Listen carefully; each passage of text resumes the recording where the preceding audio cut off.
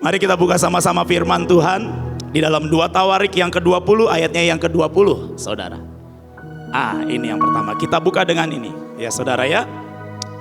Saudara, waktu hari Sabtu yang lalu, saudara, waktu Bu Nani khotbah di tempat ini dan juga Pastor Rael sharing di tempat ini, saudara, tiba-tiba Roh Kudus itu berkata di hati saya bahwa Mahanaim ini isinya adalah living legend, saudara. Saudara tahu nggak apa yang dimaksud dengan living legend, saudara? Living legend itu adalah orang yang melakukan pekerjaan-pekerjaan yang luar biasa yang nggak pernah orang lakukan di dunia ini, saudara. Contoh siapa living legend? Cristiano Ronaldo. Saya itu suka banget sama Cristiano Ronaldo, saudara.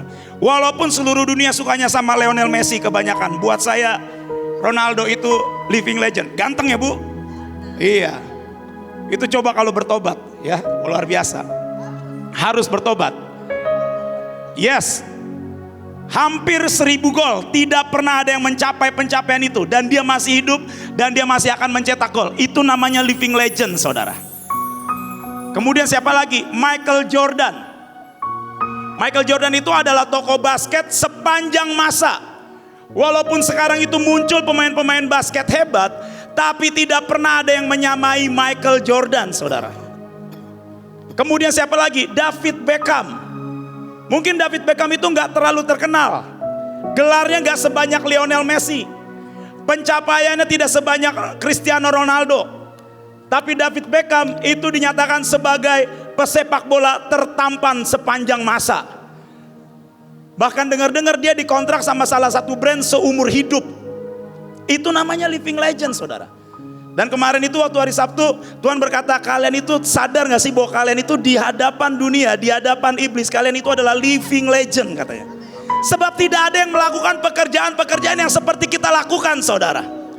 Saya kemarin itu saya habis khotbah di salah satu gereja di daerah Kalideres dan Mogot, saudara. Saya cuma kesaksian sedikit apa yang Tuhan kerjakan lewat Mahanaim.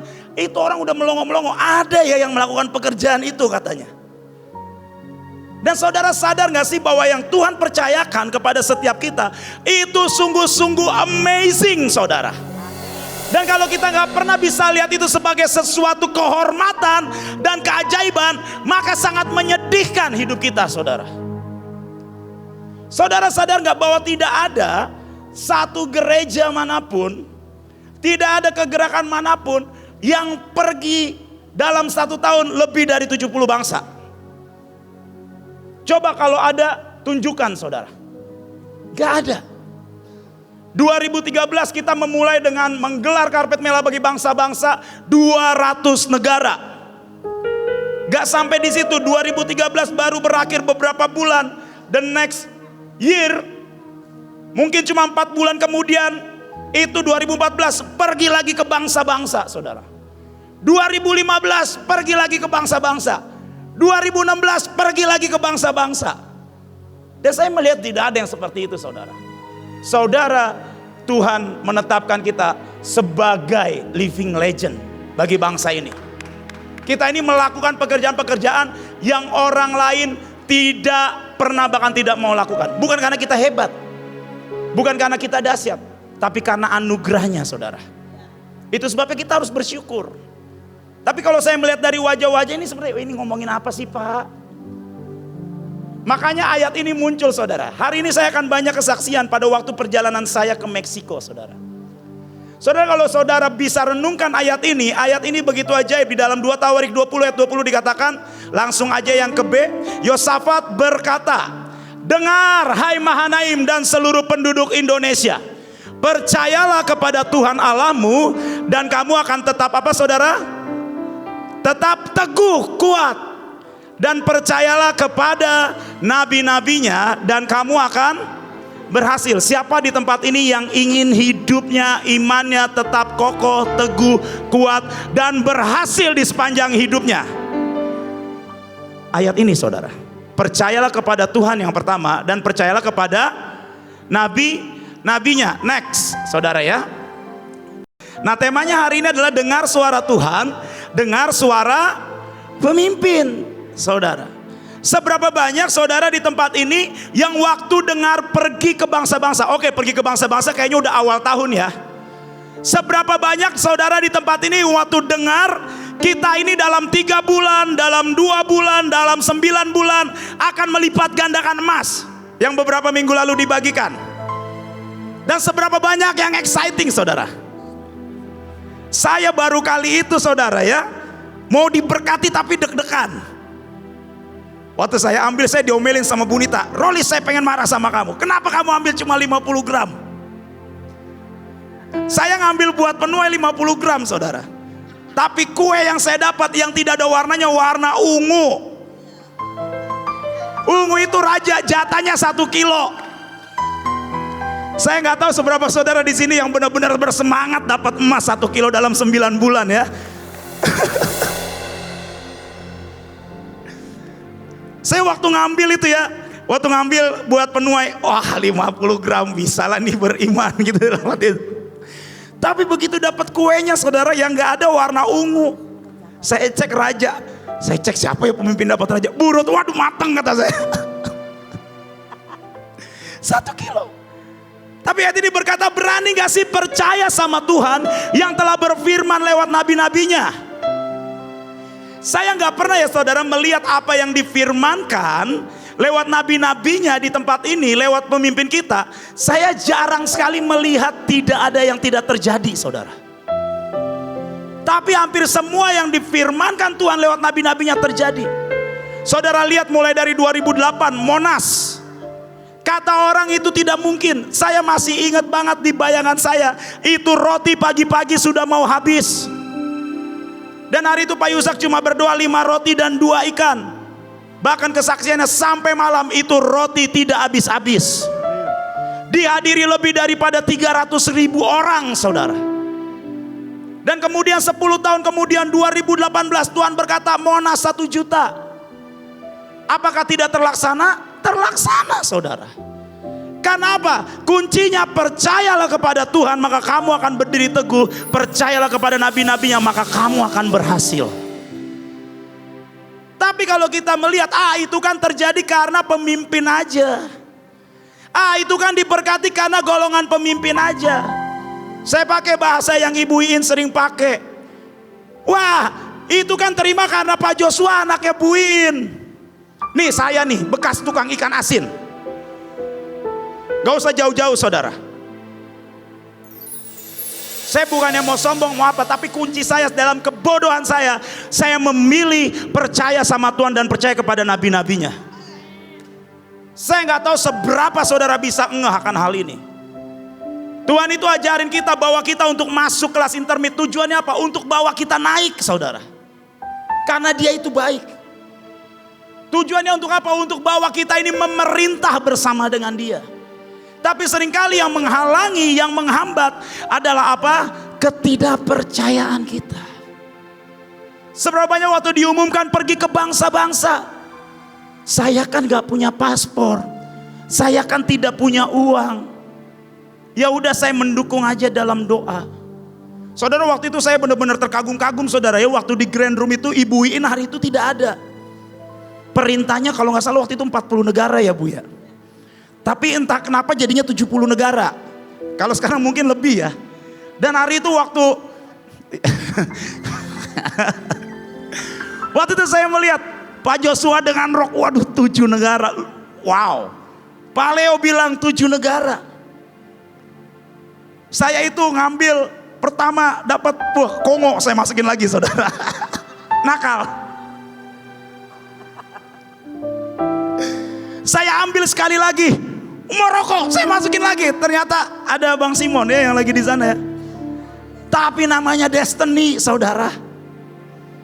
Begitu saya ambil Malaysia, aman lah Malaysia. Saya ke toilet, ternyata Pak Yusuf bilang ini gak lucu nih, masa Depok cuma ngambil 1. Saya masuk, istri saya lihat, loh kok ada Meksiko. 2 negara. Tapi sampai akhir tahun nanti kemungkinan saya akan pergi ke 7 sampai 8 negara saudara. Bukan mau sombong saudara. Tapi boleh gak, mau gak kita memilih percaya kepada Tuhan dan percaya kepada nabi-nabinya. Percaya aja. Gitu ya. Kita buka next firman Tuhan. Ya, bagaimana caranya supaya kita percaya? Percaya itu dengan mendengar suara Tuhan, itu harus jadi satu paket ya saudara ya. Nah, di dalam Roma 10 ayat 17 dikatakan, jadi iman timbul dari pendengaran, dan pendengaran oleh firman Kristus. Kenapa saya waktu berdoa Tuhan kasih ayat ini? Karena cukup ironis saudara. Karena Tuhan itu berkata banyak dari orang Kristen yang tidak baca Alkitab. Kami kemarin waktu beberapa minggu yang lalu waktu kami meeting di Grand Room, saya cukup kaget dengar Pak Joshua kesaksian bahwa ada gembala sidang yang ternyata hamba Tuhan harus baca Alkitab gitu ya Pak ya. Bayangin saudara, itu ironi gak saudara?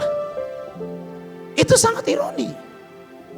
Di tengah-tengah sebuah pengembalaan, di tengah-tengah sebuah perjalanan bersama dengan Tuhan, ada pertanyaan yang mengatakan, oh ternyata hamba Tuhan gembala sidang harus baca Alkitab rutin ya. Saya mau kesaksian sedikit saudara. Tahun 2004 saya mimpin pujian di Mahanaim, itu waktu masih ibadah di ruang yayasan. Hari itu waktu mimpin pujian hadirat Tuhan luar biasa, yang khotbah Pak Daniel Cipto saudara. Tahun 2004 saya ingat sekali, dan waktu Pak Daniel Cipto naik khotbah, wah saudara kalau tahu Pak Daniel Cipto di masa-masa itu setiap kali naik khotbah gak langsung khotbah. Itu seperti surga terbuka dan kemudian dia menyampaikan banyak sekali nubuatan. Dan hari itu hidup saya benar-benar digoncangkan saudara. Tiba-tiba Pak Daniel Cipto bilang kayak gini, saya masih ingat banget.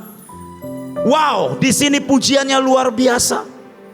Pemimpin pujiannya aumannya seperti singa. Wah, saya udah mulai senang, udah mulai mesem-mesem dalam hati. Gak lama kemudian Pak Daniel Cipto hambanya berkata, tapi kata Tuhan seperti singa ompong. Saudara tahu singa ompong? Kalau tadi singa itu siapa itu, The Scarface itu mengalahkan 400 hiena lebih saudara. Kalau singa ompong aumannya dari jauh ditakutin. Tapi kalau sudah dekat musuh tidak mematikan. Kayak nenek-nenek ngemutin permen. Dan hari itu Pak Daniel Cipto ingat banget, saya bilang, Tuhan berkata kamu yang mimpin pujian harus baca Alkitab 10 fatsal setiap hari. Di situ saya bertobat saudara. 2004. Saya ingat banget itu. Dan hari itu saya baca Alkitab saudara. Ngerti gak ngerti saya baca. Seperti yang Pak Yusak ajarin, pokoknya baca Alkitab, minta hikmat sama Tuhan. Kalau gak ngerti gimana Pak? Ngerti gak ngerti baca. Dan tanpa disadari itu membersihkan yang dari dalam, itu memunculkan iman, itu mengokohkan setiap kepercayaan kita kepada Tuhan. Tanpa saya sadari saudara. Sehingga setiap kali apa yang disampaikan di tempat ini lewat hamba-hambanya, lewat nabi-nabinya, ada sebuah fondasi yang mengokohkan, meneguhkan dan menguatkan itu. Dan tanpa kita sadari kita dibawa naik saudara. Beberapa waktu yang lalu Tuhan berkata, coba nak kamu flashback kepada kehidupanmu di masa lalu. Saya flashback dan saya berkata, Tuhan terima kasih, Engkau begitu baik. Bahkan Engkau sangat amat baik. Tapi Tuhan mau berkata, aku pun pengen terjadi demikian buat setiap anak-anakku yang di tempat ini. Jangan kehilangan iman, jangan kehilangan percaya. Yang pertama, mari pertajam pendengaran kita setiap pagi saudara. Ini mungkin basic. Tapi seringkali yang menjadi basic itu terlupakan dalam hidup kita. Kalau saya boleh tahu di tempat ini siapa yang tidak rutin baca Alkitab, angkat tangan dalam hati saudara. Biar dilihat dalam roh. Dan saya berdoa mulai hari ini kita balik lagi, pertajam pendengaran kita. Karena apa? Karena iman, percaya untuk mendengar suara Tuhan itu timbul dari pendengaran akan firman Kristus. Itu yang membuat kita melakukan semua tindakan profetik seolah-olah kok kuasanya gak terlalu kuat ya. Karena apa? Karena ada tidak pengertian. Waktu kita semprotumen tidak ada pengertian di dalamnya, itu yang membuat itu tidak terlalu powerful saudara. Tapi pada waktu kita melakukannya dengan pengertian, iblis akan lari daripadamu. Yang kedua saudara ya, di dalam Yohanes 10 ayat 27 dikatakan, domba-dombaku kata Yesus mendengarkan suaraku.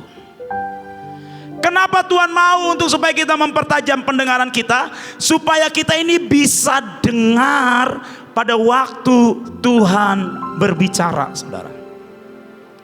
Hari itu waktu di kapal, istri saya bilang sama saya, sayang, kayaknya kita ini bakal pergi ke Meksiko tanggal 23 Juni. Percayalah saudara, saya ini bukan tipikal suami takut istri.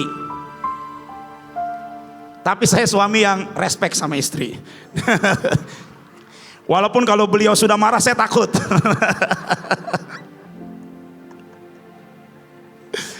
Dan hari itu saya cuma bilang dalam hati saya itu jengkel. Saya udah bilang, kita ini udah sepakat kalau misalnya bukan bulan Juli, Agustus.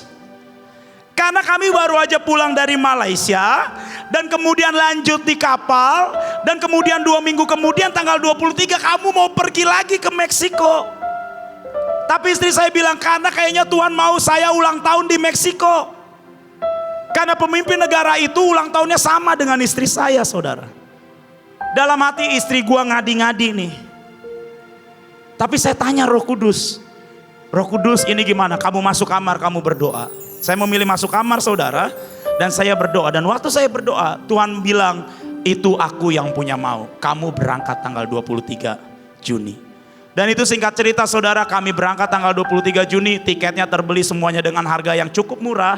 Kami berangkat 4 orang, sampai seperti yang kami saksikan kemarin, Tuhan mengerjakan segala sesuatu yang ajaib.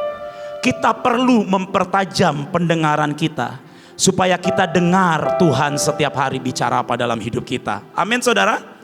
Ada sebuah kesaksian yang pengen saya sampaikan saudara. Kurang lebih 1,5 tahun yang lalu, hari itu saudara, kami ini ingin pergi pelayanan di Depok. Kami biasa pelayanan itu hari Kamis saudara. Dan kami biasa berangkat jam 3:30 sore, karena saya tidak pengen terlambat. Dan hari itu istri saya itu ada latihan nari saudara. Dan waktu ada latihan nari, istri saya itu sudah janji bahwa kita akan berangkat jam 4:30, sampai akhirnya mundur jam 5 sore kita berangkat. Dan begitu jam 5 sore, hati saya itu sudah gundah gulana saudara. Saya udah jengkel, saya udah kesel, bahkan saya sudah mulai sedikit marah. Saya udah bawa mobil agak ngebut saudara hari itu. Dan kemudian baru kami keluar dari pintu tol di Jati Jajar saudara, tiba-tiba mobil saya berhenti. Dan waktu mobil saya berhenti, saya coba matiin, saya nyalain lagi. Mobil saya jalan, gigi bisa oper, gak lama, gak nyampe 50 meter, mobil berhenti. Saya matiin, saya nyalain lagi, akhirnya mobil gak berhenti-berhenti. Gak jalan-jalan. Saya ngomong sama istri saya, sama anak-anak yang ada di mobil, udah kalian naik Grab aja ke pelayanan. Saya nungguin mobil, nungguin tukang. Singkat cerita, akhirnya karena saya marah-marah saudara, saya yang tidak ikut ibadah dan saya yang tidak ikut pelayanan hari itu. Padahal hari itu ada tamu yang luar biasa, hamba Tuhan yang sangat diurapi, namanya Bapak Kolmi Sugiarto. Dan hari itu saya tidak ikut ibadah karena saya sibuk ngurusin mobil. Singkat cerita, saya ngurusin mobil sampai jam 10 malam, saya taruh di bengkel, dan kami pulang, kami menggunakan Grab kembali ke Bekasi. Di kamar kami itu ada satu ruangan kecil, ada satu sofa kecil. Saya biasanya setiap kali saya pulang, saya akan duduk di situ, saya akan mengevaluasi hidup saya sepanjang hari itu. Dan hari itu waktu mobil saya mogok, itu biayanya cukup besar, sekian belas juta saudara. Dan hari itu saya berdoa, saya tanya Tuhan, Tuhan, salah saya di mana Tuhan? Kenapa mobil mogok dan bisa menghabiskan dana hampir belasan juta seperti ini? Kemudian Tuhan cuma ngomong, ini fungsinya gimana kita ini mendengar suara Tuhan saudara. Dan hari itu Tuhan ngomong di hati saya, kamu marah sama istrimu. Kamu melukai istrimu dengan kemarahanmu. Saya bertobat hari itu, iya Tuhan aku minta ampun. Iya aku ampuni, tapi kamu minta ampun sama istrimu. Saya naik ke ranjang, saya tepok pundak istri saya bilang, sayang maafin saya ya karena saya tadi marah sama kamu. Makanya mobil jadinya mogok kata Tuhan. Tahu gak jawaban istri saya saudara? Makanya lain kali dengerin istri. Hari itu saya pengen kayak gitu ya. Tapi firman-Nya berkata, percayalah kepada Tuhan dan percayalah kepada nabi-nabinya. Apalagi punya istri nabi saudara. Double itu, combo. Di situ hati saya mau naik, saya turun lagi. Iya maafin aku ya, lain kali dengerin istri ya. Oke, siap saya bilang. Tapi saudara, apa yang terjadi saudara? Nggak nyampe 20 jam, besoknya tiba-tiba ada orang berkatin saya saudara. Besoknya ada orang berkatin saya. Dan itu yang ngeberkatin saya itu jumlahnya sangat cukup untuk beresin mobil hari itu saudara. Gak sampai di itu saya pergi pelayanan ke luar kota. Masih ada lagi 2 orang berkati saya. Saya nggak tahu. Dia transfer, Pak saya minta nomor rekening. Buat apa? Saya digerakin Tuhan. Oh ya makasih, sekalian saya minta maaf Pak. Dulu Bapak pernah pelayanan saya lupa transfer PK. Itu kalau kita mendengarkan Tuhan saudara. Mendengarkan Tuhan, pertajam pendengaran kita dan pilih untuk percaya. Jangan kita sudah dengar suara Tuhan, itu mustahil, itu gak mungkin terjadi dalam hidupku. Maka tidak terjadi dalam hidup kita. Di buku Cinta Segala Musim saudara, dituliskan bahwa peperangan yang sesungguhnya adalah berperang dengan diri kita sendiri yang ada di dalam sini. Dan Tuhan seringkali mengajarkan, nah setiap kali engkau tidak percaya, itu sama seperti meruntuhkan tembok demi tembok. Yang membuat apa sih? Yang membuat ujian itu bisa masuk. Tembok itu apa ya? Kita runtuhkan dengan apa? Dengan ketidakpercayaan, dengan kemarahan, dengan ketakutan, dengan kekhawatiran. Mau nabur takut, mau nabur khawatir. Mau kasih persembahan khawatir, mau kasih persembahan takut. Dan seringkali itu yang membuat tembok-tembok di hidup kita itu runtuh yang udah dibangun saudara. Banyak orang berpikir bahwa pada waktu saya mempersembahkan uang saya akan kehilangan. Saya kemarin sangat diberkati dengan khotbahnya Pastor AL saudara. Bahwa pada waktu kita meletakkan korban, kita tidak pernah kehilangan saudara. Bahkan sesuatu yang jauh lebih besar itu sedang Tuhan sediakan. Saudara, apakah saudara berpikir Abraham kehilangan Ishak? No. Bahkan lewat perkara tersebut Tuhan menurunkan sumpahnya hari itu kepada Abraham. So mari dengarkan Tuhan. Pilih untuk setiap hari minta dipertajam pendengaran kita. Karena domba-dombanya Tuhan itu mendengarkan suara gembalanya. Bagaimana supaya kita mendengar suara gembala agung kita? Pertajam dengan firman setiap hari saudara. Pertajam dengan firman setiap hari. Waktu kami pergi ke Amerika tahun 2022 bersama dengan Ibu Joel di tempat ini.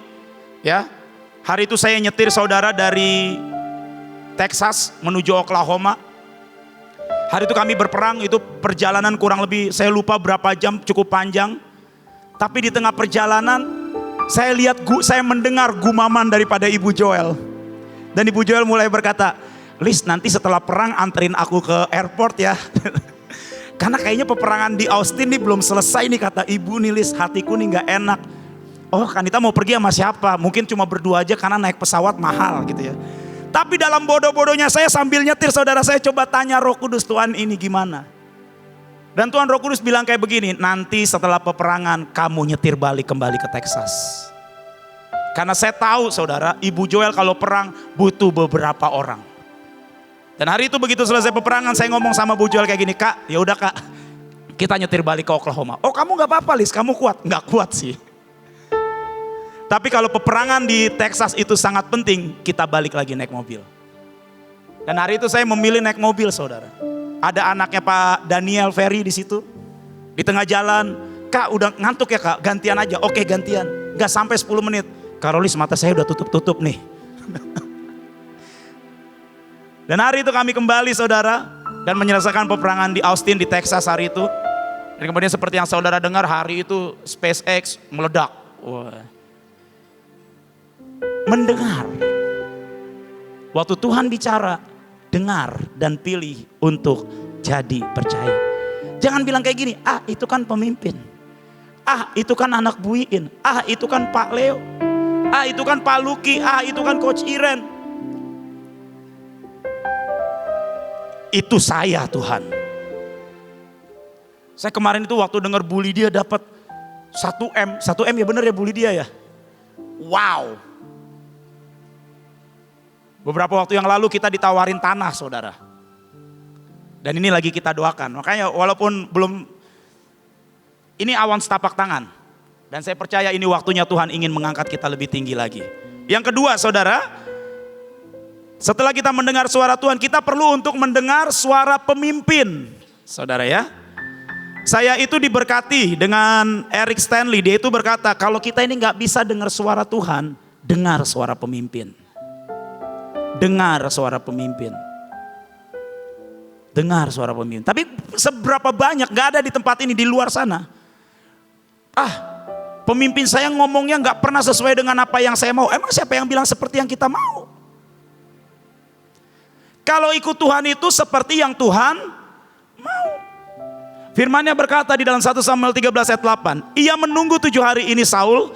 Ia menunggu 7 hari lamanya sampai waktu yang ditentukan Samuel. Tetapi ketika Samuel tidak datang ke Gilgal, mulailah rakyat itu berserak-serak meninggalkan dia.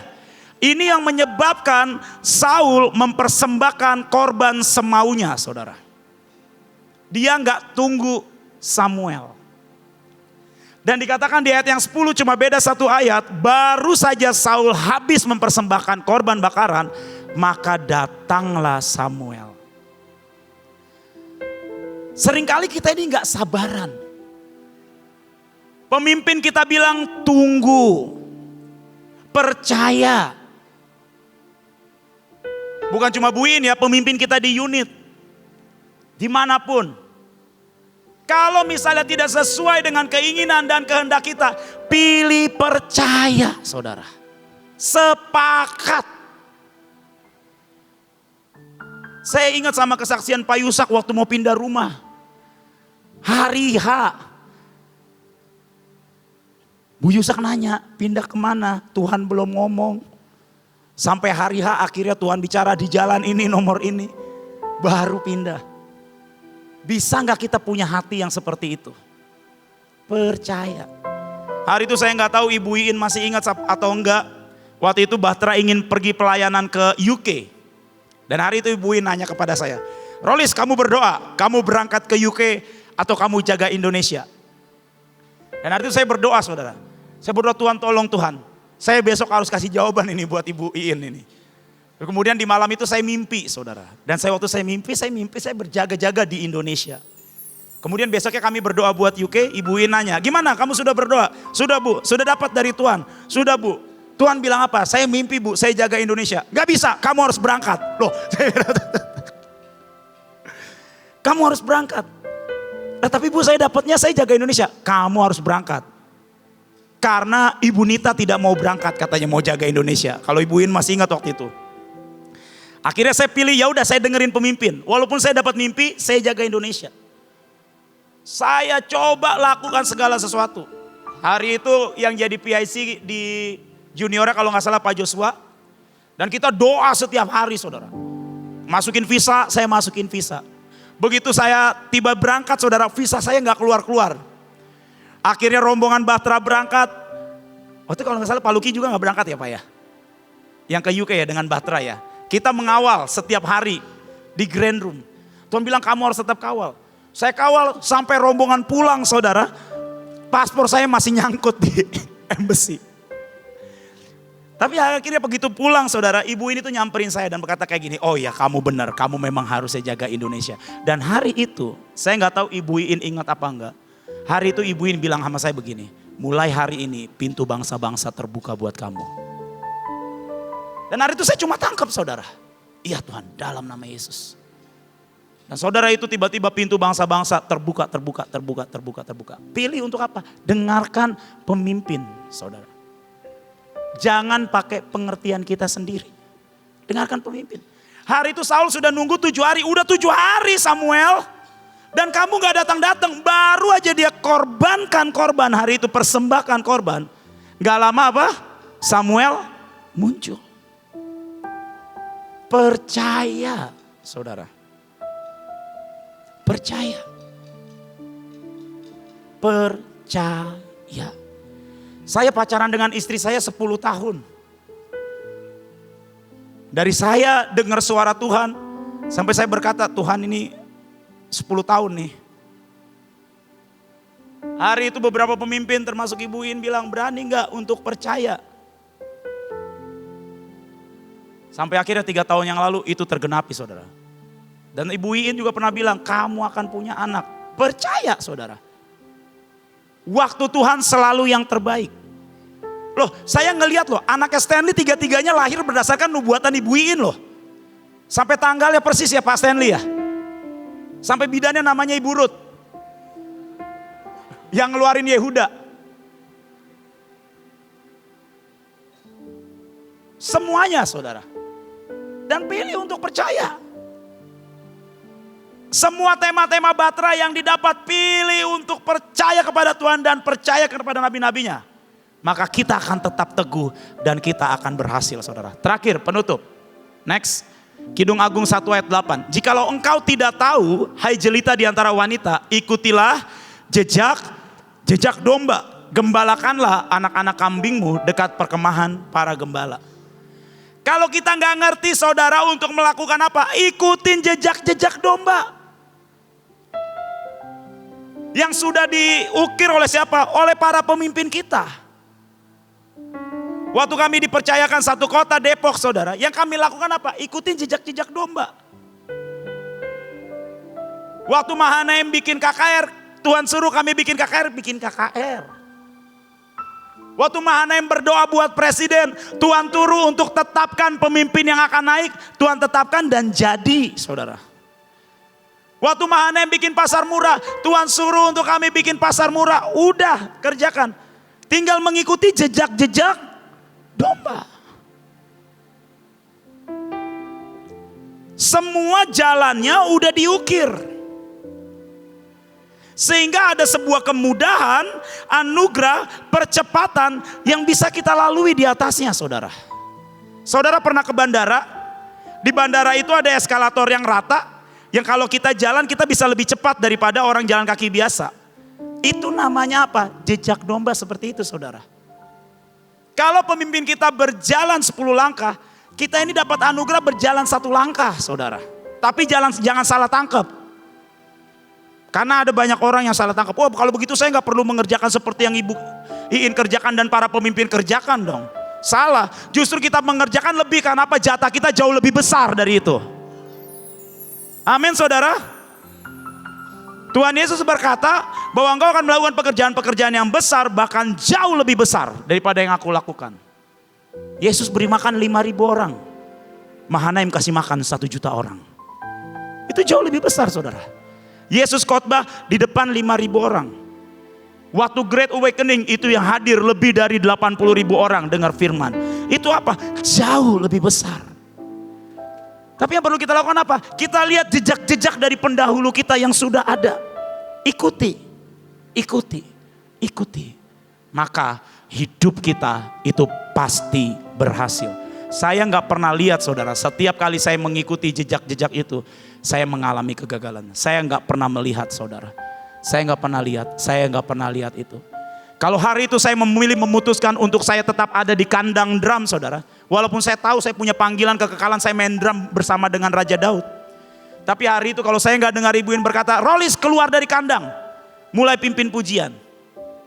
Kalau saya hari itu saya memilih untuk saya di situ, maka tidak akan lahir pemain-pemain drum yang baru yang lain. Dan Tuhan tidak akan pernah bawa saya naik saudara. Saya gak akan pernah bisa naik.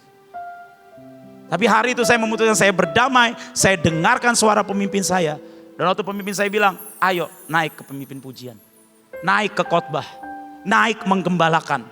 Percaya bahwa semuanya itu untuk kebaikan kita dan membawa kita sampai kepada puncak destiny yang Tuhan tetapkan dalam hidup kita. Ada amin saudara? Amin.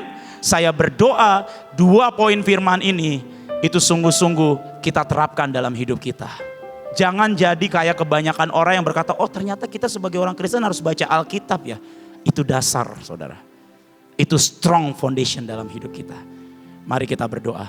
Terima kasih Tuhan Yesus buat firman-Mu ya Tuhan. Mari bicara ya Tuhan lebih kuat lagi ya Tuhan kepada setiap kami ya Tuhan. Pada waktu kami kembali ya Tuhan ke tempat kami ya Tuhan. Mari bicara Tuhan, mari bicara Tuhan. Mari bahasa roh sebentar saudara. Khoraba syakarabatakarala.